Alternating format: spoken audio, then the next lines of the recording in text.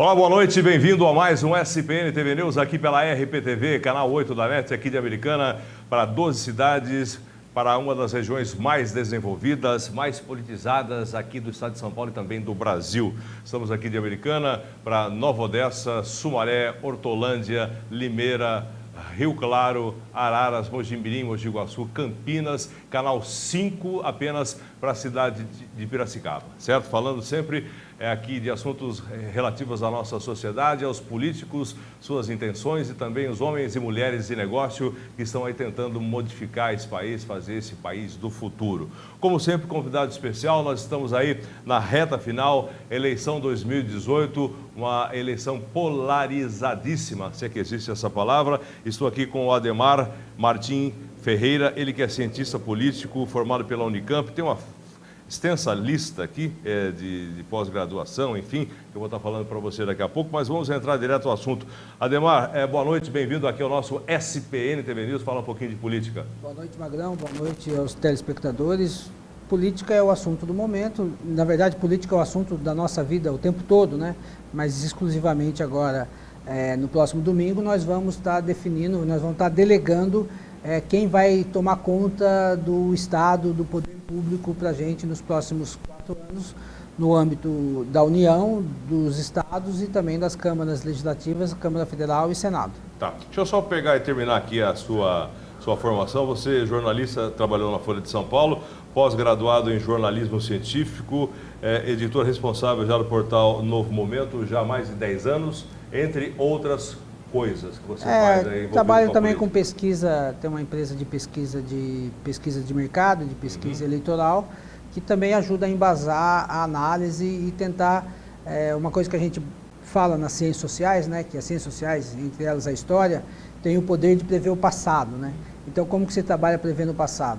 E com pesquisa você tenta, e é o que a gente vai fazer aqui, com base no passado, mas apontar tendências para o futuro, né?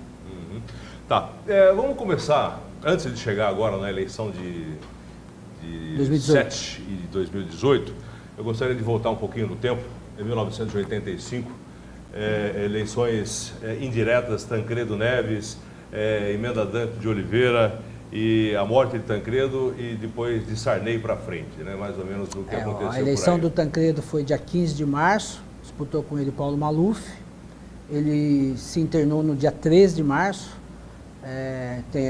havia toda aquela história de um tiro e tal, e ele acabou morrendo no dia 21 de abril. De diverticulite mesmo? A infecção generalizada, né? E ele morreu, dizem até que foi esperada a morte para que fosse junto com o feriado, né, do dia de Tiradentes, dia da fundação de Brasília. E quem assumiu acabou sendo o Sarney, que era do então PFL, que era o partido para onde foi o pessoal da Arena, né, que era o partido que dava base para os militares, deu base para os militares, em especial na reta final do período de ditadura militar. E aí a gente teve, o que a gente vive hoje, e parte da crise que a gente vive hoje, tem muito a ver com um desgaste que o modelo da Constituição de 88, né? A grande data... Porque isso ia chegar, porque hoje ela completa 30 anos. Exatamente, hoje, dia 4 de outubro de 1988. E o grande chamada na época de Constituição Cidadã, né, e hoje tida como exagerada ou... garantista. Tem sido reformada, né? Você não vê um político que fala, precisamos de reformas. São mais de 100... esqueci agora, me fugiu a palavra. Artigos e que já leis, foram anexados à Constituição. Novas alterações. Então, o que a gente tem há uma crise por conta dos políticos, por conta de como se deu a política nos últimos 30 anos, né? Seja a instituição da corrupção, o modelo que houve de corrupção, que não houve novidade, o que houve foi refinamento, né? E aí uma justiça... E também uma revelação, né? Sim, antigamente a gente sabia, mas não via. E o que você tem o que eu costumo falar, a partir de 1990, né? Collor. Mas o ECA, né? O ECA de 1990. Então você tem o ECA, que é o Estatuto da Criança e do Adolescente. Aí ao longo da última década, tivemos a Lei Maria da Penha, você tem o Estatuto das Cidades, o Estatuto do Idoso, o Estatuto do Desarmamento. Quer dizer, o Estado ou a sociedade, ela vai criando instituições que regulamentam a vida coletiva, né? Mas uma parte da crítica que tem a esse modelo hoje é que esse modelo foi além, esse modelo ele ofende em alguns momentos valores religiosos, valores cristãos, e aí você tem uma reação, né? O que a gente tem é um movimento de reação à parte das liberdades individuais e da institucionalização de alguns valores fundamentais para a sociedade, né? Se a gente pegar, voltando um pouco mais no tempo, 1789, né, que é a base da sociedade que a gente vive hoje, a Revolução Francesa, 1948, com a instituição da ONU, né, que você tem lá os direitos fundamentais do homem, aquela famosa proclamação dos direitos do homem de 1948, você tem ali valores como igualdade, né, a liberdade de ir e vir, a liberdade econômica e uma ideia de sociedade harmônica, uma sociedade que as pessoas se respeitam, que as pessoas não jogam lixo no chão, que as pessoas não se matam por questões torpes ou por questões tolas. Então, o que a gente tem é uma ideia de um avanço na civilidade, né? E essa ideia de avanço na civilidade, para alguns, ela entra em crise no momento em que, em tese, vai ter a cartilha gay, você é obrigado a assistir gays se beijando, ou os índios vão poder ter todas as terras. É claro que são criados exageros, mas que são reações a avanços lentos, né, bastante lentos, que talvez até tenham se acelerado nos últimos 20 anos, mas que são avanços que, se você pegar sociedades que têm democracia constituída há 200 anos, o caso dos Estados Unidos, o caso da França, com alguns interregnos, mas que demorou muito tempo. Exatamente, essa que eu fazer uma colocação nessa história de você fazer essas mudanças que vêm acontecendo agora no Brasil, que já aconteceram nesses países mais desenvolvidos que você falou agora. As mudanças, elas acontecem paulatinamente, meio devagar, sucessivamente, uma após outra, demorando um certo tempo. Aqui o pessoal está querendo dar um salto de décadas, ou pelo menos tem muita gente que não aceita esse tipo de coisa, pelo menos nessas últimas 2 décadas, né? A gente teve muita mudança para uma sociedade que não estava preparada, entre aspas, na minha maneira de ver, para receber tudo isso de uma vez só. A partir exatamente da redemocratização do país, 88, depois da ditadura, que muitos falam que a ditadura realmente começou a partir de 68, a partir do AI-5, e não de 64, quando houve apenas uma substituição de um modelo político no Brasil, né? Foi mais ou menos essa história. Isso muita gente concorda, muita gente discorda. Mas para a gente chegar até hoje, eu sei que de repente a história é longa, a gente começou aí, voltamos no Tancredo e já fomos até a Revolução Francesa, cortando a cabeça lá da Maria Antonieta e companhia, né? Passamos pelos Estados Unidos e tudo mais. Mas eu queria trazer para esse momento, daqui a pouquinho, logo mais no final do programa, temos 2 blocos, Ademar, para a gente fazer uma pequena análise da nossa democracia. Do nosso sistema político, que é um presidencialismo de coalizão. Tivemos, tempos atrás, aí, a possibilidade de ter aí um outro modelo que poderia ter sido o parlamentarismo, que hoje muitos dizem que nós vivemos sob um parlamentarismo presidencialista, se é que isso existe, né? A gente vê, de repente, até o Poder Judiciário legislando em muitos momentos que estão aí acontecendo no nosso dia a dia. Como é que você faz essa análise? Por exemplo, desde Sarney, Collor, Salvador da Pátria, depois, na sequência, nós tivemos aí uma certa estabilidade aí, através do Fernando Henrique, Plano Real, Itamar, 2 mandatos, né, a reeleição, que foi um fato que eu não sei até que ponto foi bom ou ruim, de repente se é bom ou se é ruim. Na sequência, a esquerda assumindo o poder através do ex-presidente, que está, depois de tudo isso, preso lá em Curitiba, acusado de tudo isso, que são 6 ou 7 processos, né, que estão em andamento, ele já está preso e condenado, né? Uma pequena análise. A esquerda não soube administrar o poder que lhe foi dado?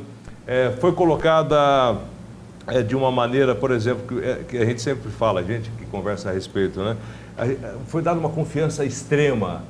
A esquerda, na época do ex-presidente que assumiu a presidência da República, era o partido PT, era o partido ilibado, o partido que vinha contra a corrupção. E a gente chega nos dias de hoje contra pessoas contra o PT, independente de qual foi o candidato. O Bolsonaro não era candidato de ninguém. O Bolsonaro, ele é o candidato contra o petismo, contra o ex-presidente Luiz Inácio. Você vê dessa maneira? O Bolsonaro, ele vai um pouco além de ser candidato contra o petismo, ele é um candidato que ele se insere no processo como um candidato antissistema, né? Antes do começo do processo eleitoral, haviam dois candidatos antissistema, marcadamente antissistema, o Bolsonaro e a Marina. A Marina, por ter saído em 2008 do governo do PT, né, foi para o PV, foi candidata a presidente em 2010, candidata a presidente de novo em 2014 pelo PSB. E aí haviam dois candidatos antissistêmicos. Antissistêmicos quer dizer o quê? O modelo de PT e PSDB, só voltando à sua pergunta lá, não houve, a pergunta foi longa, eu sei. Não houve um excesso de poder ou de confiança no Lula.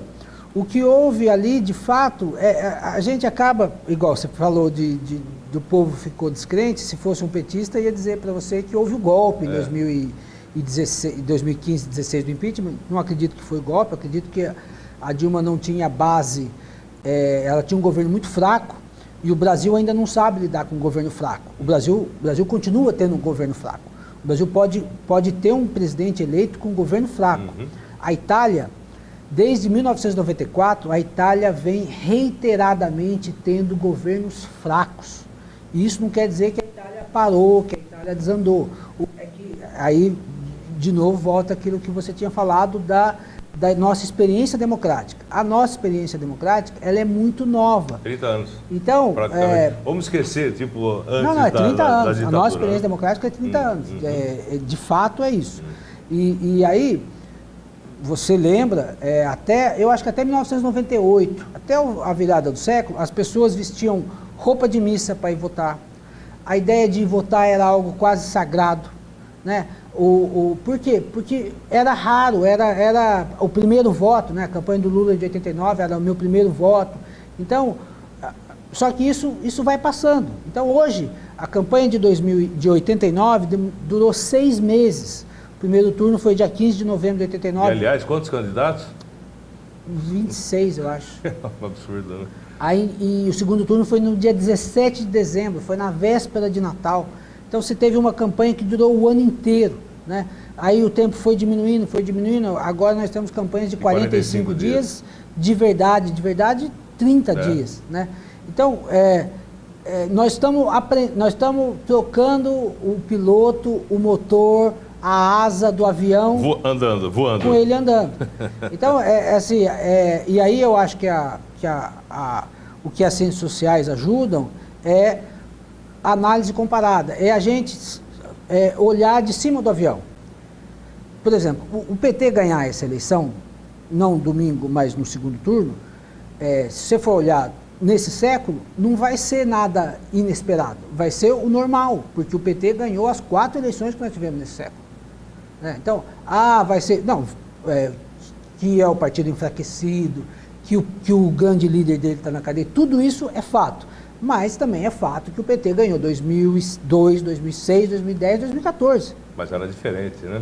Você, nessa época, eu sei onde é que você... Imagina onde é que você quer chegar, não sei, mas eu estou dizendo pelo seguinte, a gente tem alguns exemplos que, para mim, marcou bastante. Nesse final de semana, nós tivemos o movimento Ele Não, que foi declarado vamos falar, a elite da esquerda brasileira, que são os artistas da Rede Globo, outros artistas da parte musical, da cena musical, entre outras mulheres que de repente sentem uma certa repugnação pelo Bolsonaro, o movimento LGBTI, entre outras coisas. O Bolsonaro sofreu um atentado político, ele foi esfaqueado, todo mundo sabe disso. colocaram até em dúvida, de repente, se isso realmente teria acontecido, se era uma jogada de marketing, né? Para ver como, de repente, a polarização vem acontecendo. E o que aconteceu nesse final de semana? Nós tínhamos uma curva, você acompanha as pesquisas, você está vendo, uma curva de ascendência, uma certa estabilização do Bolsonaro e uma ascensão do Haddad. A partir do momento desse final de semana passado, do ele não, do Zé Dirceu dizendo, Zé Dirceu que era para estar preso e está solto por outros motivos, né? Mas ele é um dos responsáveis por essa ascensão do Bolsonaro também, dizendo que o PT vai tomar o poder, que a eleição é um fato à parte. A própria Manuela, que é a candidata a vice-presidente da República, trazendo à tona a história da URSAL, que é a União das Repúblicas Socialistas da América Latina. Tem coisa mais velha do que isso, Ademar?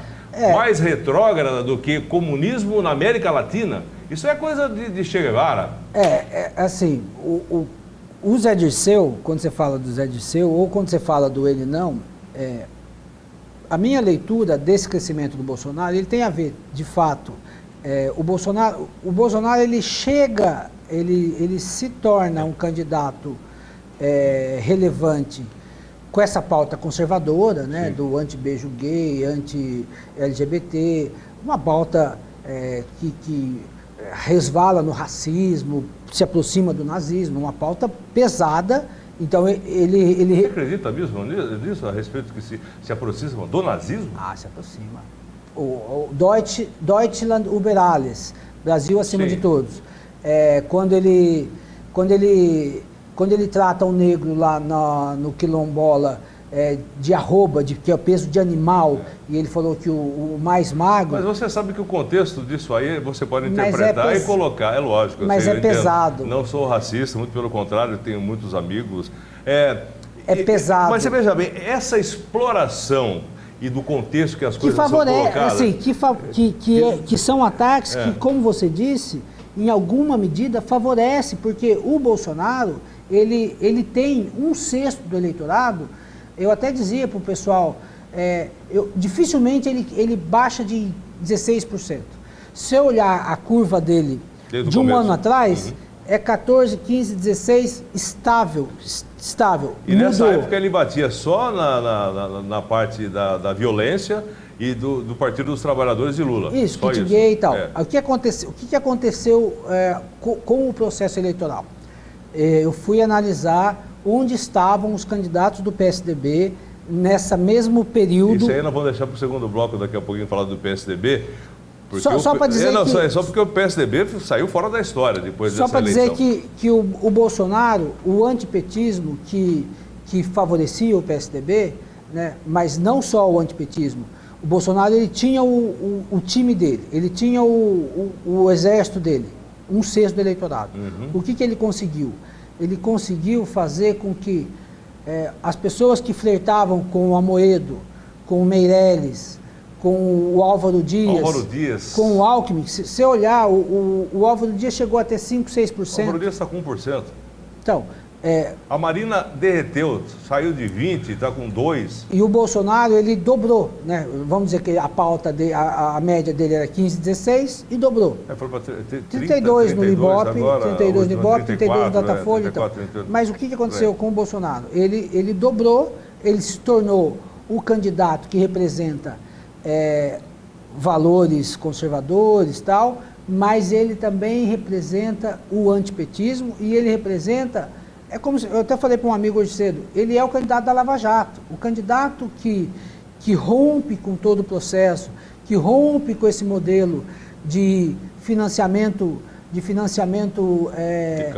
campanha com empresário, com um percentual de toma lá da cá. E, aliás, 1 bilhão e 800 milhões para financiar uma campanha dessa é uma vergonha, né? Então, o Bolsonaro, além disso tudo, ele leva uma vantagem muito grande sobre os demais candidatos, muito grande, que ele é muito claro quando ele fala.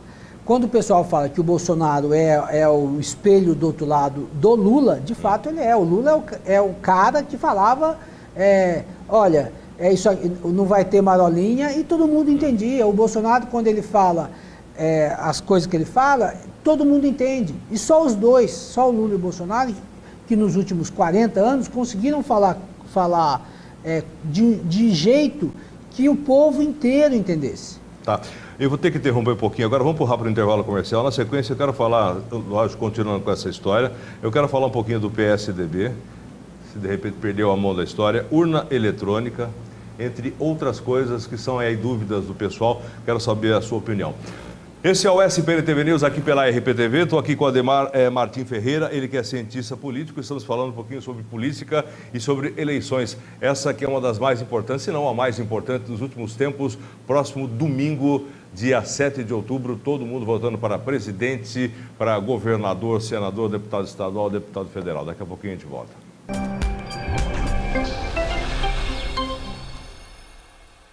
Olá você que está assistindo agora a RPTV. Eu tenho um recadinho importante para você. Estou aqui na Impacto Prime. A Impacto Prime trabalha com alinhamento, balanceamento, troca de pneu, troca de óleo. Tem tudo para o seu carro aqui na Impacto Prime. E tem promoção para você. Estou aqui com o Miguel, consultor de vendas que trabalha aqui na Impacto Prime. Vai passar a promoção para você, né, Miguel? É isso aí.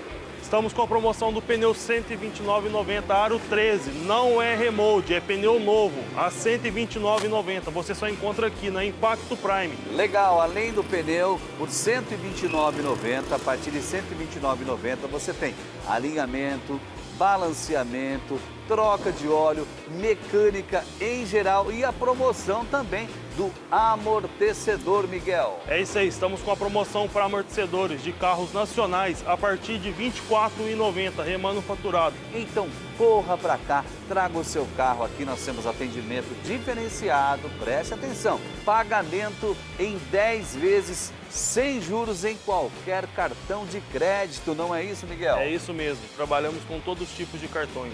Impacto Prime, você das cidades vizinhas, aqui de Americana, vem para essa loja. Anote o endereço aí, Rua Gonçalves Dias, número 1388, esquina com a Rafael Vita, telefone 0800 100 7575. Pensou em pneus? Pensou em impacto? Vem pra cá você também! Na loja Nossa Casinha você encontra tudo o que há de melhor para a sua casa. Qualidade, bom atendimento e preço baixo de verdade. Grande variedade de produtos. São mais de 20 mil itens em toda a loja. Muitos doces, linha completa de plásticos, vidros e decoração. Amplo estacionamento. O melhor espera por você na loja Nossa Casinha. Avenida da Amizade, 2281, Jardim Europa. Telefone 3628-2290. Você gosta de café? Que bom! Agora imagine um café cultivado a mais de 1.200 metros de altitude, no coração das montanhas de Minas. Um café especial, colhido na hora certa, torrado no ponto certo, mantendo todo o aroma e paladar de um verdadeiro café arábica. E o melhor, orgânico, sem nenhuma gota de agrotóxico, 100% natural e que você não encontra em qualquer lugar. Esse é o café Ibiporá. Vale a pena experimentar.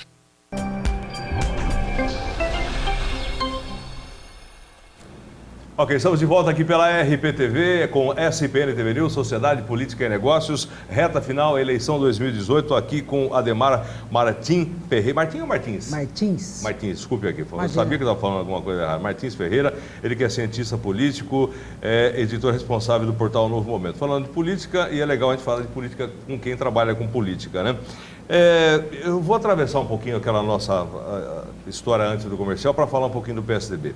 O PSDB, na minha opinião, ele vai ter que se refazer, porque vai ser um dos grandes perdedores dessa eleição, porque o Alckmin não sair de 7%, não sair de 10% para 2 dígitos, né? Foi uma vez, 10, 9%, é uma vergonha para o PSDB, para todos os correligionários, eu acredito.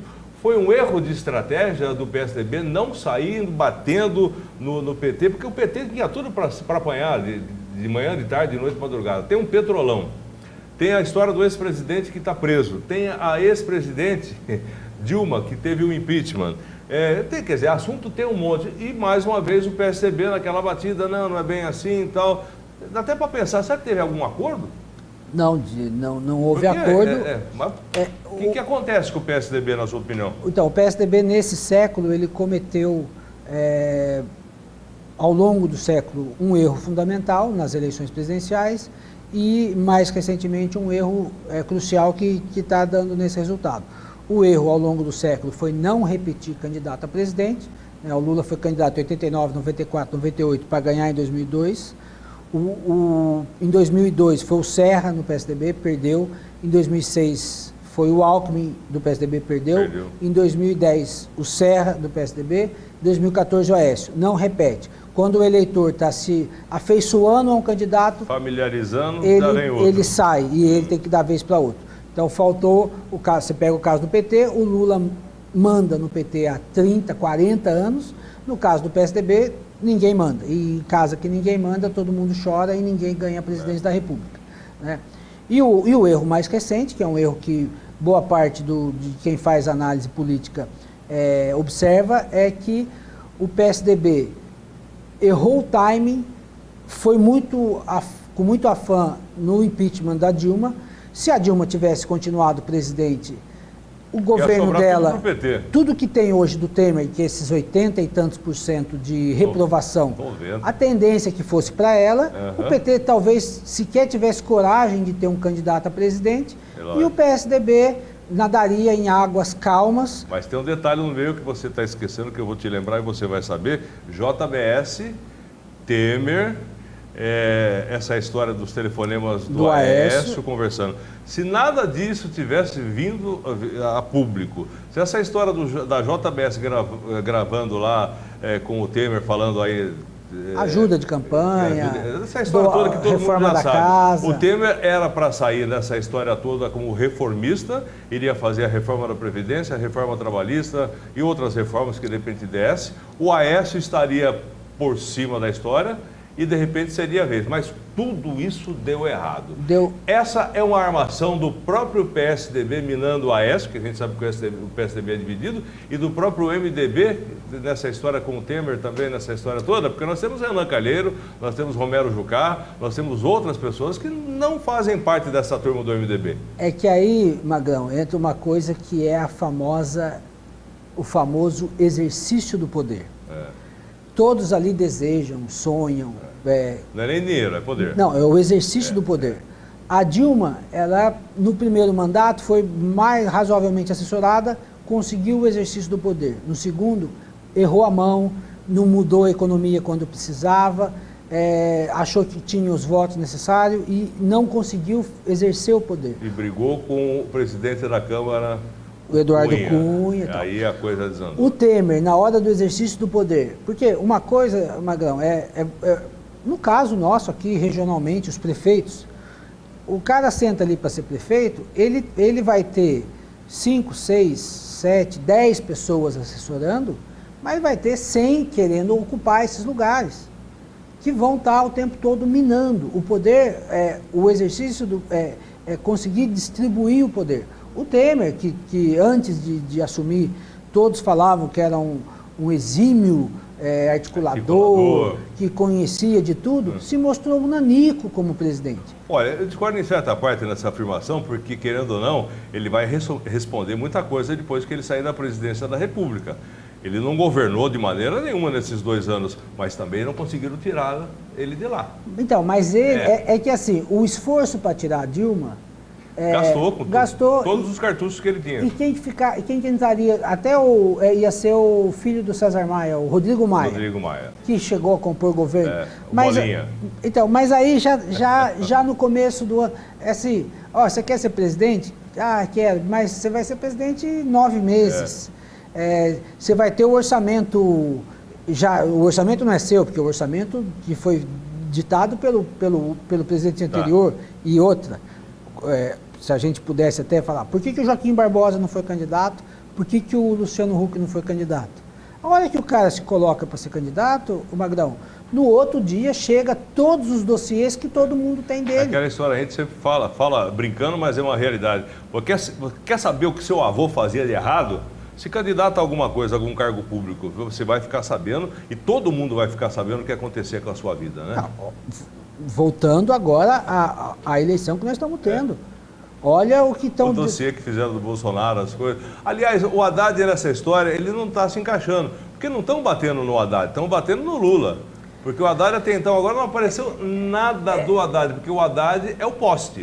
Então, o ruim do poste é que você não sabe o que ele pode fazer. Se o poste pensa. Mas o bom é que dificilmente você vai... As pessoas estão atentas ao que ele falou, ao que ele disse, ao que ele escreveu. Né? As pessoas elas estão atentas a potenciais. Por exemplo, o João Amoedo, que é um potencial para 2022, já estão os dossiês dele estão sendo montados, todas as falas, né, talvez até do Meirelles. Quem foi pro holofote, não vai pro holofote só para aplauso, vai para levar muita tomatada. Então tem que estar preparado. O Temer o Temer voltando àquela coisa que a gente está falando do Bolsonaro, o Temer é da velha política, é da política antiga, Ele da tá aí há política... 40, 50 anos. Da política que as pessoas faziam, o toma lá da cá. Faziam ou não? Fazem, né? Mudou um pouco, mas continuam fazendo. De maneira diferente, mas O fazem. mais impressionante é que o Temer continuou recebendo lá, tem acusação que ele continua recebendo. Depois de tudo Depois de isso, ser presidente. Quer dizer, pô, fala pro cara, eu sou presidente. Dá um tempo, Para, né? Nada, continua. Vamos só para a gente agilizar, Ademar, porque a gente tem mais 9 minutinhos aí, gostaria de falar a respeito de algumas coisas aqui. Vamos focar nessa história, por exemplo, do Bolsonaro, que tem aí 46% de rejeição, e agora também o Haddad, que está subindo, estava com 32, 33. Eu acho que eu vi 42 no Datafolha. Na última agora, né? Bom, vamos colocar os dois praticamente empatados. São os dois mais rejeitados, tanto o Bolsonaro como o Haddad. Aí tem um dado interessante. Num possível segundo turno, tirando um candidato e colocando outro, por exemplo, aqui, o Haddad perdia de todos, já não perde de todos. O Bolsonaro perdia de todos, já não perde de todos. E se colocasse, por exemplo, o Ciro com Marina, quer dizer, é uma reviravolta, todo mundo está apostando no menos pior, ou então naquele que é pior. Não, Como é que dá para fazer uma leitura disso? É porque, assim, qual a maior torcida de São Paulo?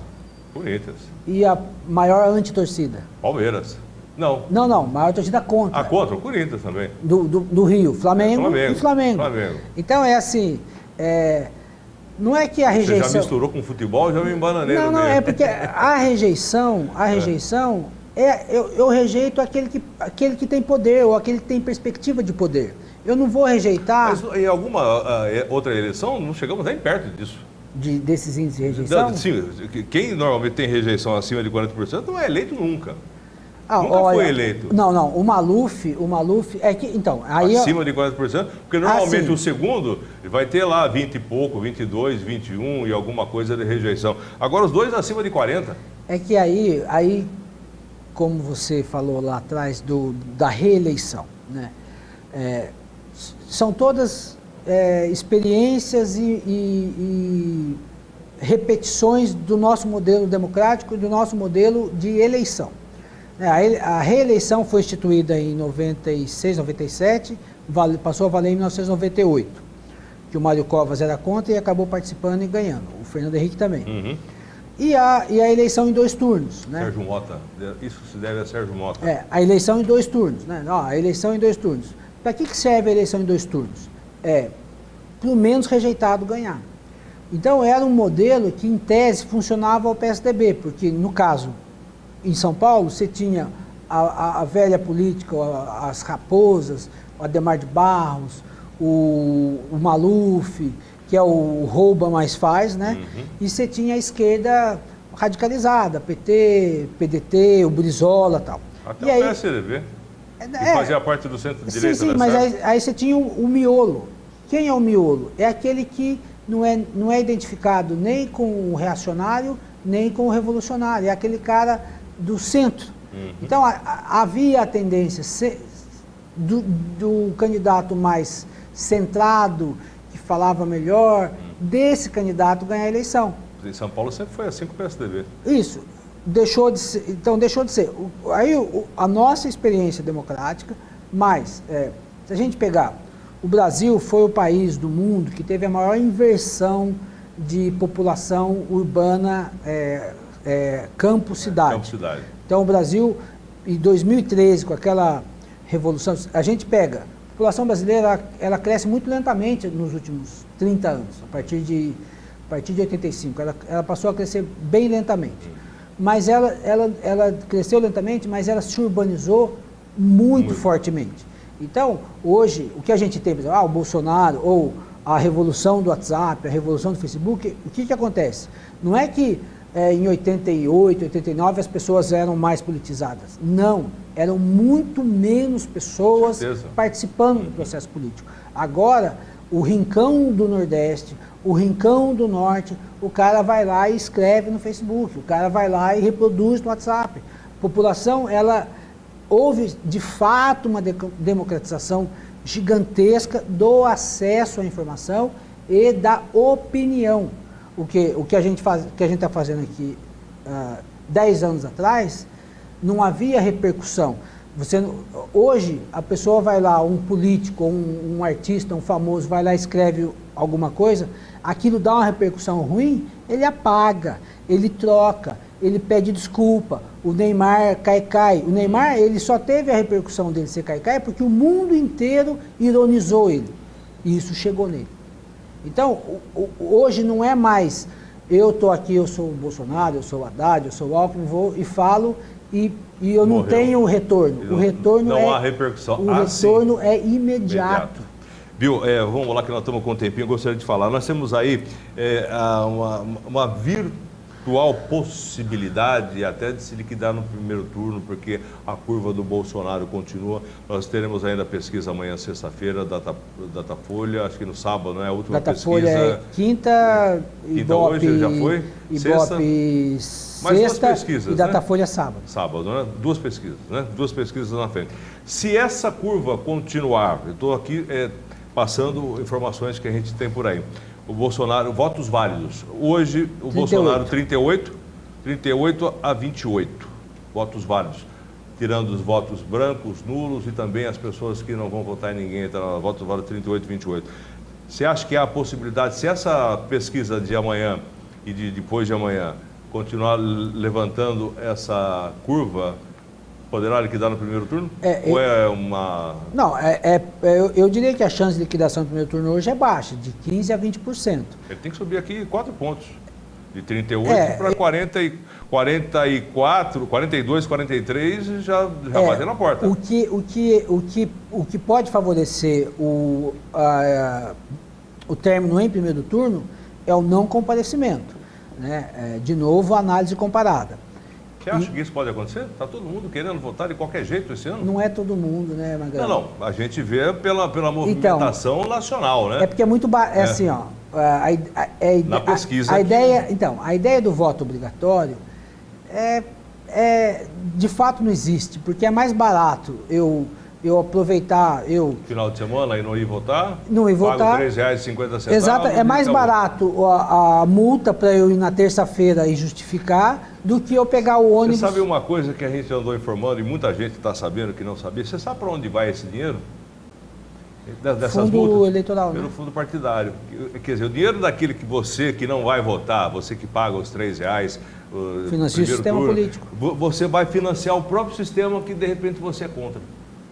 Quer dizer, meio, né? É uma dupla punição. Dupla punição. Mas, então, se a gente for pegar a eleição de 2016, a taxa de comparecimento foi muito pequena nas grandes cidades, muito pequena. 16?